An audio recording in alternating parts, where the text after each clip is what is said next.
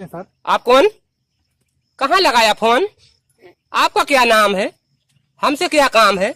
जय हिंद। आज की इस वीडियो में हम लोग समझेंगे कि कैसे हम लोग अपने घर में बैठ करके अपने दोस्त से हजारों किलोमीटर दूर जो हमारा दोस्त बैठा है उससे हम लोग कैसे फोन से बातें कर लेते हैं।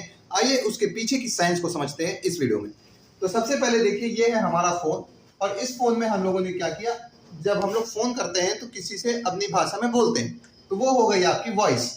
अब आपकी वॉइस को फोन के अंदर एक प्रोसेसर होता है जो कि डिजिटल डेटा में चेंज कर देता है। डिजिटल डेटा मतलब 0 और 1 यानी बाइनरी नंबर में चेंज कर देता है।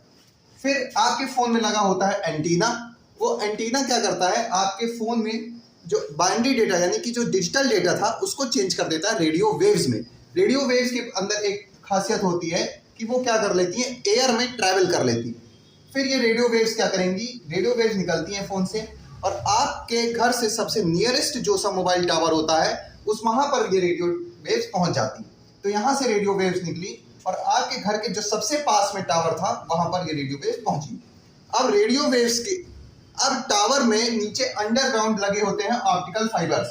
ये ऑप्टिकल फाइबर्स पूरे वर्ल्ड में फैले हुए हैं। इवन समुद्र के यानी कि सी के अंदर भी ऑप्टिकल फाइबर्स को बिछाया गया है। इसी की वजह से हम लोग इंटरनेट को भी यूज कर पाते हैं।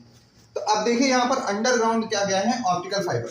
अब जो रेडियो वेव्स टावर के पास फोन से आई थी वो अंडरग्राउंड ऑप्टिकल फाइबर के थ्रू पहुंच जाती हैं टावर 2 पर। ये टावर 2 क्या है, ये टावर 2 है आपके जो दोस्त है उसके फोन से सबसे नजदीक वाला टावर। और ये रेडियो वेव्स जो ट्रैवल करती हैं ऑप्टिकल फाइबर से, ये इतने कम समय में करती हैं, इनकी स्पीड जो होती है वो लाइट की स्पीड से भी ज्यादा होती है। अब यहाँ पर जो रेडियो वेव्स थी वो टावर 2 के पास आई तो यहाँ पर सिग्नल रिसीव हुआ, डेटा यहाँ पर सिग्नल रिसीव हुआ है। अब इस सिग्नल को भेजा जाता है मोबाइल पर। अब हमें मालूम है कि हमारे मोबाइल में क्या लगा है, एंटीना। एंटीना क्या करता है, जो यहाँ पर सिग्नल यानी कि जो रेडियो वेव्स के फॉर्म में सिग्नल आया है ये एंटीना उस वेव्स को फिर से डिजिटल डेटा में चेंज कर देता है। सेम उसी तरीके से जैसे यहाँ पर क्या किया था, इस फोन के एंटीना ने एनालॉग को डिजिटल में चेंज किया था, सेम वही चीज यहाँ पर रेडियो वेव्स क्या कर देता है, रेडियो वेव्स को चेंज कर देता है डिजिटल डेटा में। अब हमें मालूम है कि हमारे फोन में क्या लगे हैं, फिर से वही माइक्रो प्रोसेसर्स। वो प्रोसेसर क्या करते हैं, फिर से उस जो डिजिटल डेटा है उसको चेंज कर देते हैं हमारे एनालॉग डेटा में। इसका मतलब कि हमारे साउंड वेव्स में, और फिर वही साउंड वेव्स हमको क्या करती हैं, सुनाई देती हैं।